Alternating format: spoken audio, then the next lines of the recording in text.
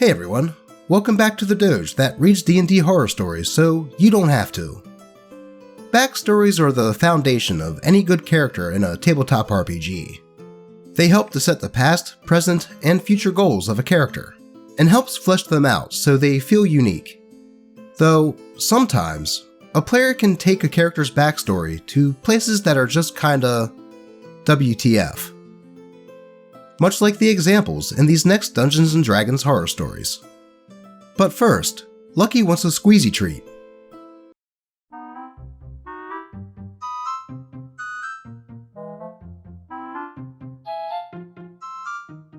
You can help him get this treat by commenting, liking, and sharing the video. Who am I kidding? He's getting the treat anyway.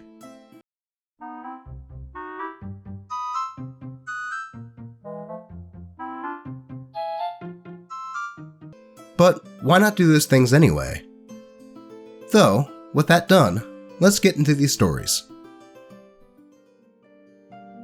Why I no longer allow pre-written characters at my table. By Reddit user NoCloud7275. This is the final horror story I have from years of playing and DMing online, and will hopefully be my last. Having just finished a year-long homebrew campaign, I wanted to DM a much shorter, maybe 3-month or so campaign, with a new group as a breath of fresh air. I interviewed a bunch of people and selected my group. One of them was our problem player, who we'll call Princess.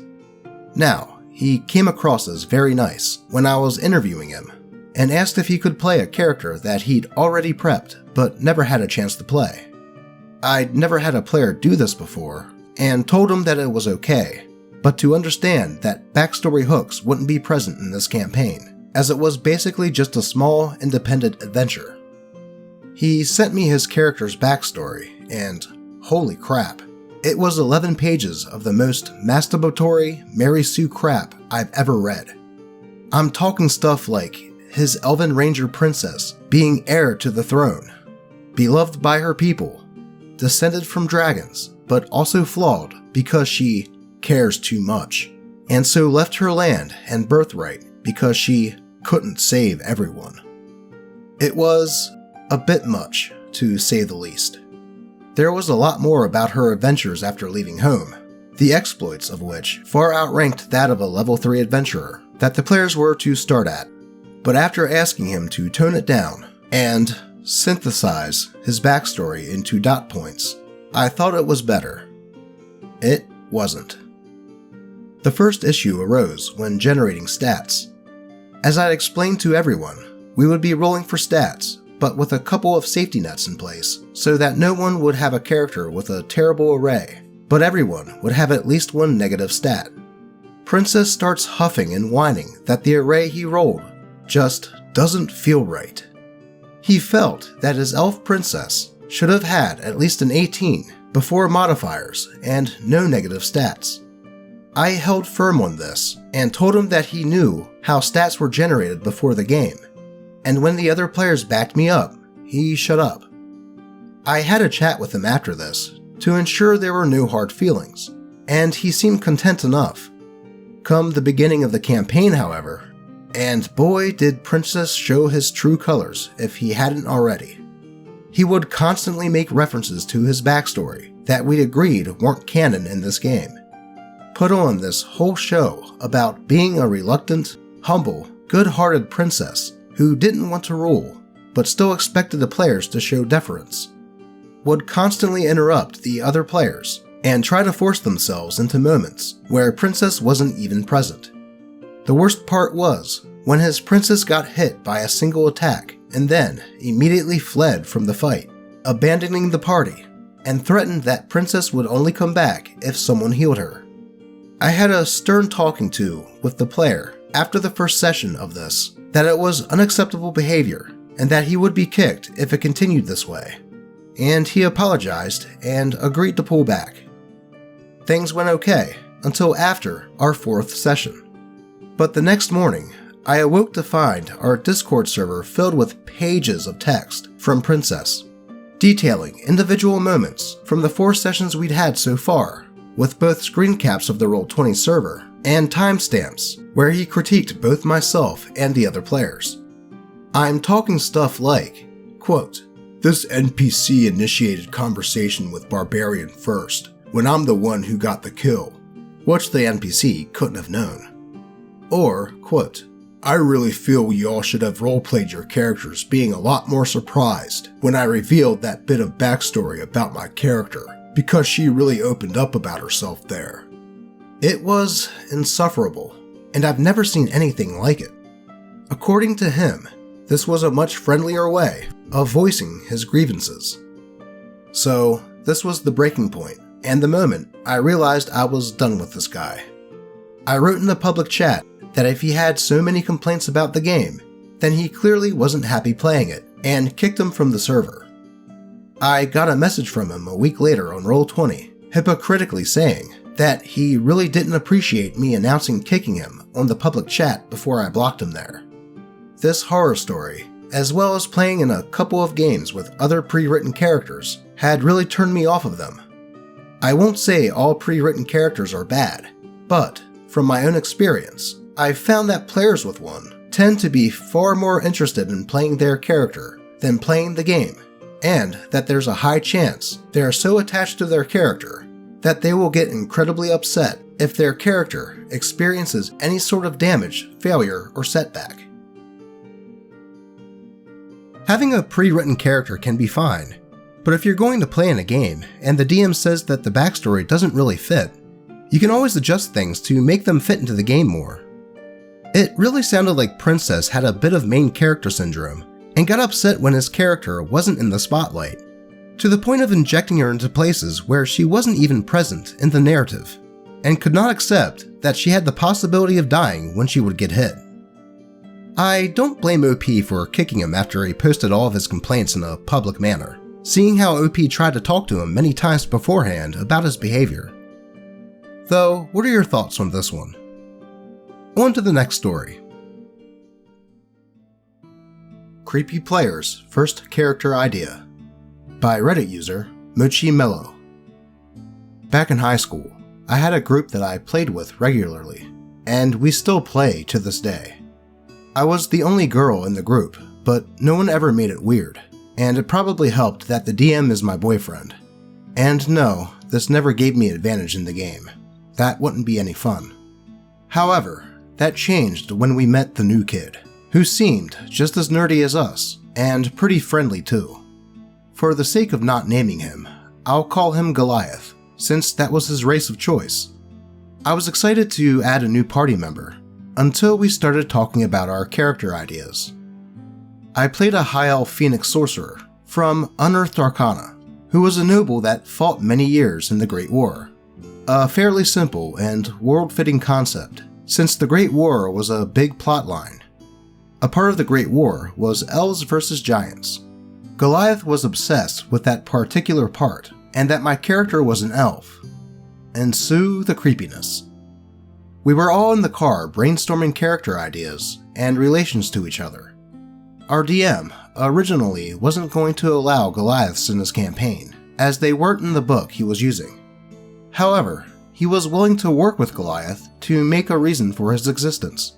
The DM proposed being a giant variant with the same stats as a Goliath, or a giant crossbred with another race kind of thing. Goliath, not holding anything back, wanted to be the product of sexual assault from his enslaved elf mother and her giant captor. I was taken aback, stunned in silence. The complete silence in the car from all members didn't stop him from talking either. He went into disgusting detail about it, and how near the end of the war, his entire tribe was killed or enslaved.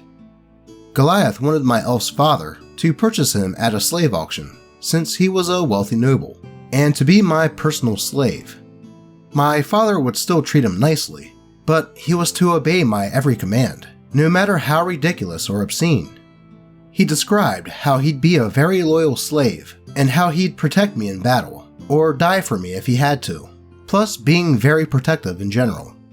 I was glad to be in the front seat, so he couldn't see my horrified expression. I tried to propose the idea of him just being a hired bodyguard instead, even though my character has war experience and wouldn't really need one. I was willing to compromise, but he wasn't. Goliath said, quote, "No, I will be your loyal slave still." He completely took away my say in the matter. Our DM nervously laughed and went on to the other characters' ideas until we arrived at Goliath's house. We dropped him off and all agreed that he wasn't going to be invited again. Anytime he'd ask at school when the campaign would start, we would just say that we haven't had the time to start it up. I consider that a huge bullet dodged. TLDR, new player kicked before campaign started because he was obsessively creepy over wanting his character to be the loyal slave of my character. Also went into detail about how he wanted to be the product of sexual assault between an enslaved elf and her giant captor. Now, having that as a tragic backstory for a character can be fine, but to want to have it in relation with another person's character without their consent is messed up. It would have been a different story if OP had agreed to it, but they did not, and even tried to compromise with the bodyguard angle. Goliath should have just left it at that, but instead decided to die on that hill, causing him to get the boot. Let's move on to the next story. Heretic of Edge by Reddit user Cloven Cypher. I'm currently still playing with the party that this story took place in, and they're all amazing people and fellow victims of this one player we had that we'll call Reek for the purposes of this retelling. The actual issues we had happened about a few years ago, and this player was a friend of ours outside of DnD, as this is the nature of our game group. It was kind of hard for the group to reach a consensus on kicking him out or not because of it. Sorry it's so long. Anyways, his first sin started with the very first game we ran through as a party. It was a homebrew made by our forever DM, and Reek decided to play a rogue who was the mad scientist type. It was fine, and we all enjoyed this concept, but our DM recently confided in us that through the course of the campaign, Reek was constantly in his DMs plotting on gathering an army's worth of resources and people to overtake the city our party built from the bottom up, literally, and betray us.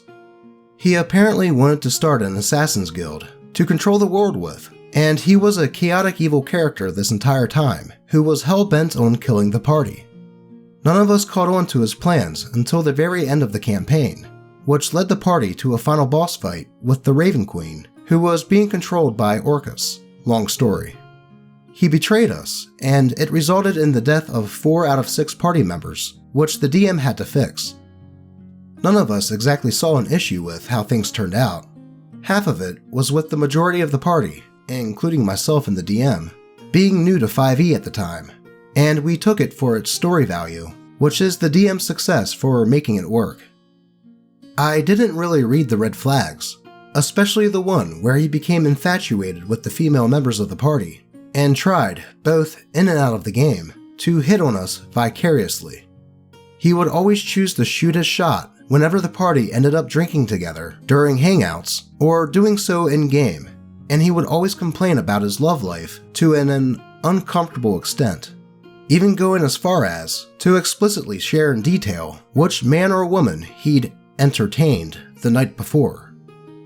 The in-game issues continued into the next campaign, which was a spin-off of our last one. Reek played a paladin, this time, who was big and stupid. You know those types.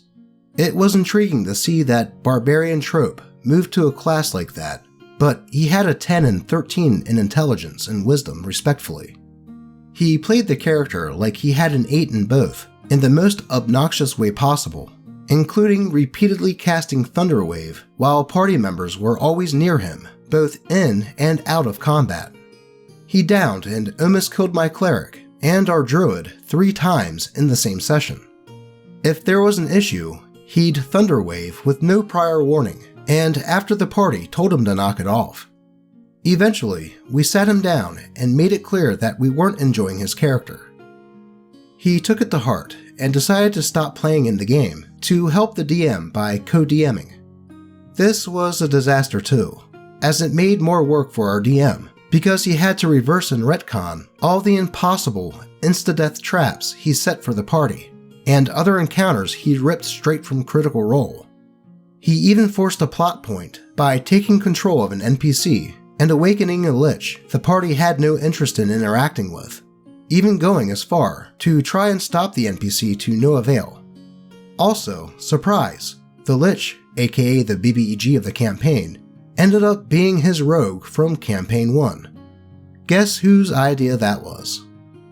Eventually, the DM kicked him from co-DMing, and he rejoined the party as a new character, who was the offspring between my Campaign 1 druid and his rogue, with stolen concept art from me.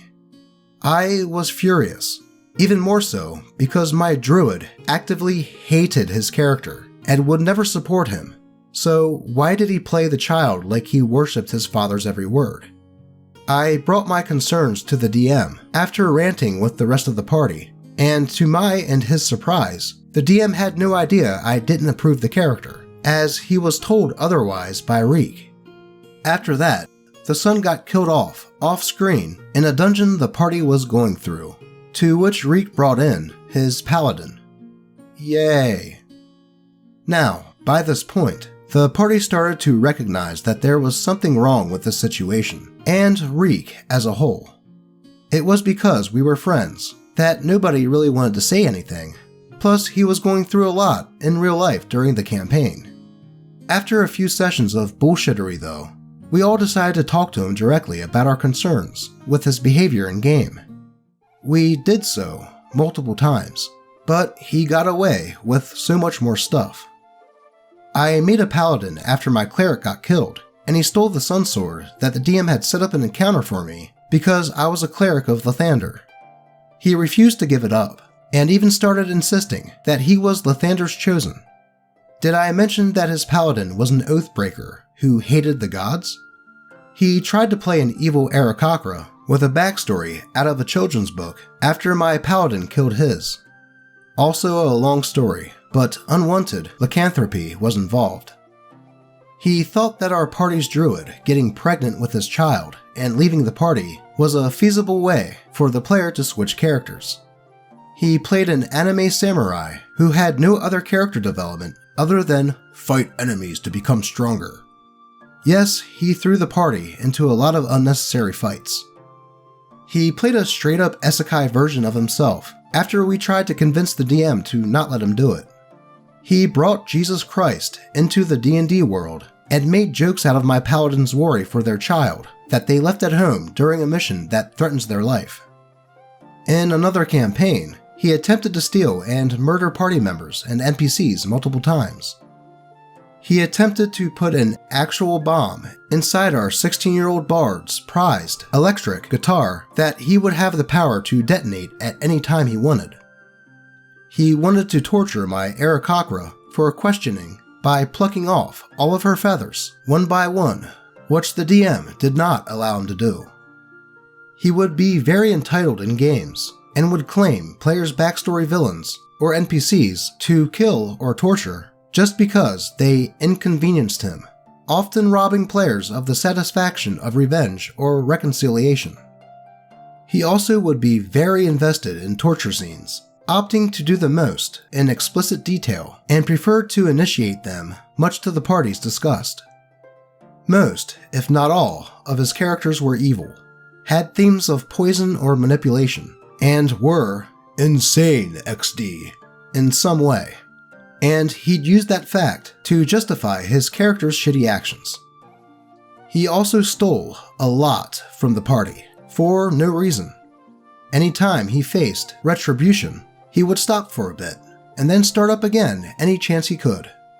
He feigned good behavior to trick our gullible party into thinking he was improving, only then to hit us with a truck a few weeks later.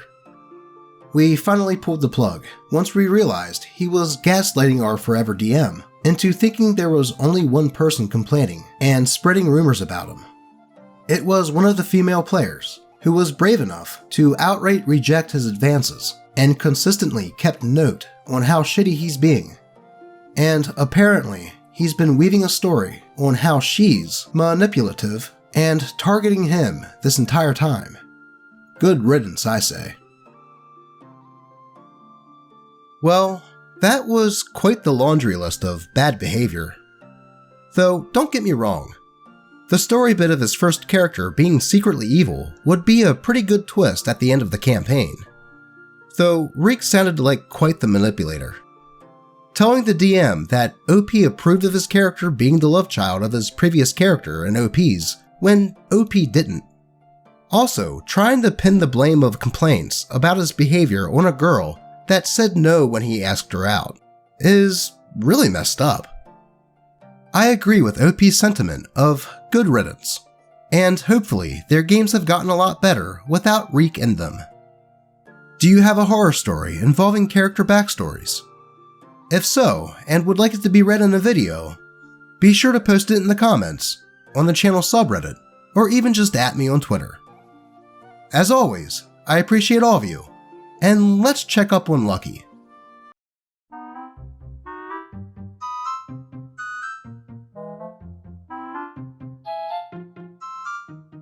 He really loves them things.